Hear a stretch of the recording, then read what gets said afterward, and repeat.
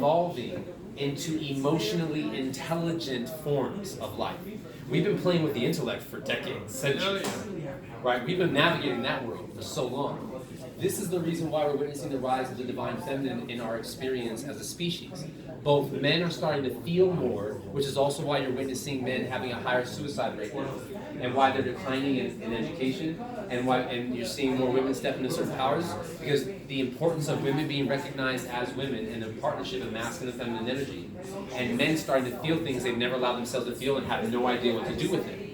So you are witnessing an important aspect of human evolution that is demanding that we feel. That we feel.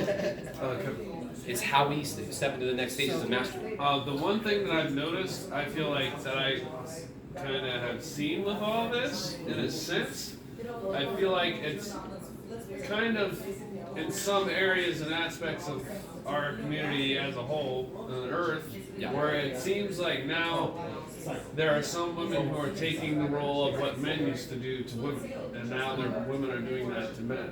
You know, and that's like, it kind of sucks in a way, because it's like, fuck, we just, it's like, yes, you're powerful, but you don't need to do what we were doing. Like, it's part of the process. It's part of the process. Yeah. It's like, remember when you feel suppressed, the first stage out of that is just breaking out. Period. Right? It's like, if you're suppressing emotion, that emotion, first stage is just letting that shit the fuck out. It's got to come out. So, whether it's a race, so now a gender, it's up to us though to be more mature. it's up to everyone. Yeah. Everyone's problem. Like, and this is also the dynamic when you talk about masculine and feminine energy. I'll go into this, and then I want to go into our exercises. I do want us to have some fun with our emotions tonight. So, just a quick insight on masculine and feminine energy. We'll probably make this the focus of the next gathering. So, the relationship of masculine and feminine energy, right? It is a oneness energy. There's nothing dualistic about masculine and feminine energy. They are one functioning energy. We speak of them as two because of the limitation of our language. They aren't against each other. They are a partnership of divinity. Nothing in creation functions without the gender principle of masculine and feminine energy, which is the polarity of source. In that relationship, the masculine energy is the expression, the feminine energy is the creative. The masculine energy is the grounding force of the container. The feminine is the nurturing cultivation within that container.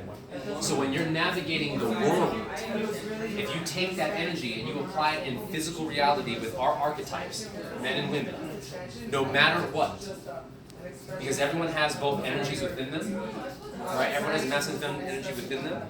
You are learning how to harmonize that in you to then properly experience it outside of yourself. And this goes for same-sex relationships or different sex relationships, because it's energy. It's about energy.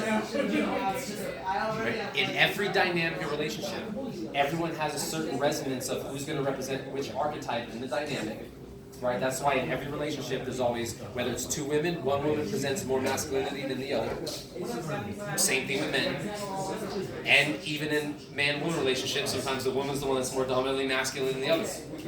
Now, what you're navigating is the recognition that both still play out in it. Because masculine and feminine energy living in harmony isn't 50-50 balance. It is the optimal functioning ratio. Because there's a time to be in your feminine, there's a time to be in your masculine, and when you navigate no judgment of either, you shift between both and everyone. Right? The ability to be like, from the masculine to express, to get you moving, like, come on Abraham, you got this, brother, you can do this.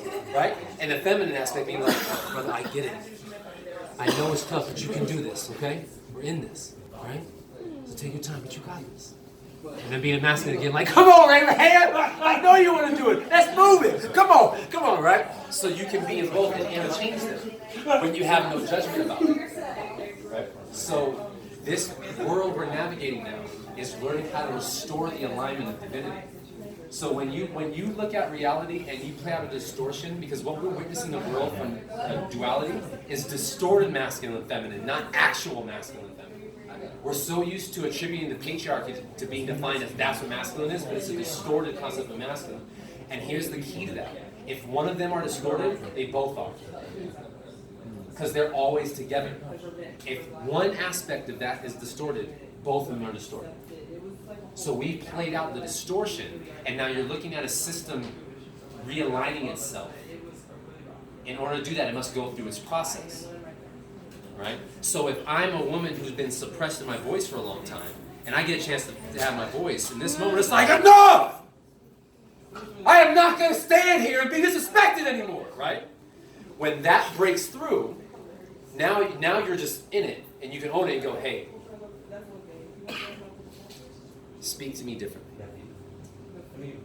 I don't have a judgment about you. I get where you're coming from. However, I won't be talked to like that. I matter just as much as you do, and we can work together on this. That's what we'll evolve into. Right now, we're going through, this is all the shit you did to us, right? Because we're in the distortion. I don't remember who was all here for the exercise we did when you got a chance to experience distorted feminine, distorted masculine, and distorted, or in aligned feminine and aligned masculine, and you felt the difference in your expression, right? Because you're learning to play that out. You're learning how to navigate that.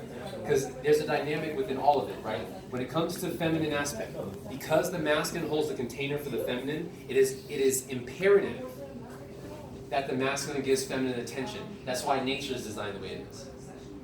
That's why all the males in nature are all the colorful ones that are like, look at me.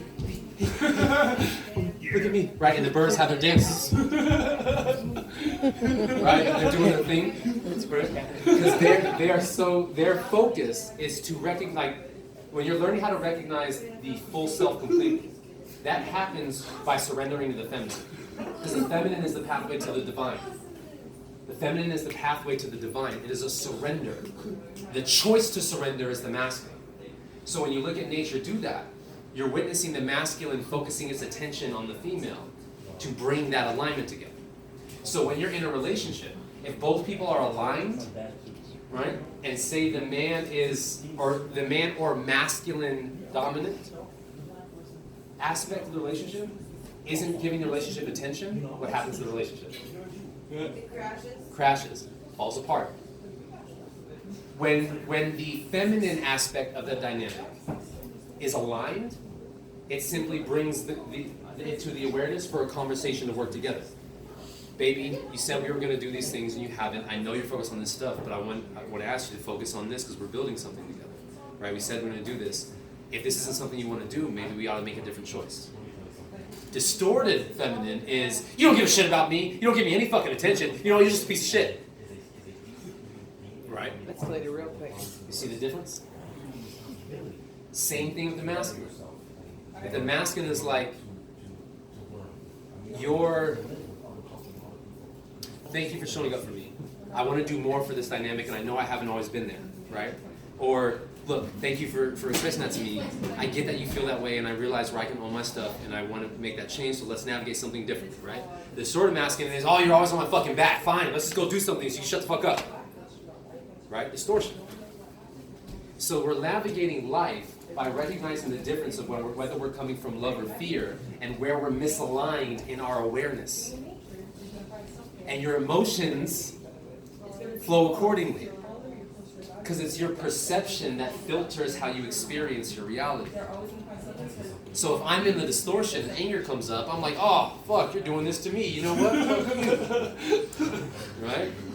If I'm in an aligned state and anger comes up, it's like, oh, I didn't know I was playing small like this. Thank you for bringing this to my awareness. Let me address that. And now shift it into willpower. We make different choices. Same thing with fear. Right? Fear derives out of a lack of self-awareness. That's why the mature form is confidence. Because every time you face a fear, you realize more of yourself. It's automatic. It's automatic. You face fear, you become more aware of yourself. That is confidence, self-awareness. Confidence isn't just going out there and being social, but like, I'm confident enough to come talk to you. Confidence is knowing I can talk to you, not talk to you, and I'm okay either way. Yeah. It is self-presence. So when you're navigating these emotions, going to guilt. Guilt derives out of where your karmic process, where you believe yourself to be separate and insignificant in this world. Because that's the journey you've asked yourself to navigate in the game of limitation. The mature form of love is when you realize it. When you go, oh, here's my limitation where I was playing small, so I can love that. Oh, that's right. I am not these stories. I am not these identities. These are just explorations. I'm the thing navigating beyond it. And that's where that shifts. So these emotions are just conduits and communication devices in our internal apparatus. And when you recognize that enough and you live from that, you will never experience what you used to call a bad day again. You will love every single emotion when they show up and have no suppression whatsoever. And the reality you create in reflection of that, harmonious. Even when the idea of conflict shows up, your approach to it will change because you will be in command of your emotional intelligence. The difference between being like, I hate you, you make me feel so shitty, to, I realized that in your presence I don't always express myself honestly. Because I realize I have a fear that you may judge me do that, which means I actually judge the idea of me doing that. And I just want you to know, I haven't been that happy. I haven't felt like myself. And I want to change that. And I want to bring this to your awareness, because if you want the same thing, let's work on it together. Emotional intelligence. Emotional maturity. Emotional immaturity? I'm not going to stay there just let you suppress me anymore. You're a fucking asshole. You don't care about me. You don't care about this relationship. I don't even know why the fuck I'm here with you. Fuck you. Emotional immaturity. When you realize that every experience is only there for your growth and self-realization, only.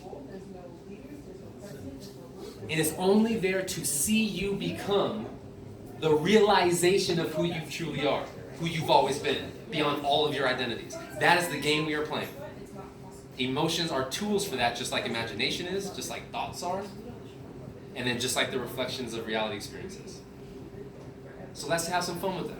Okay. All right? Kevin.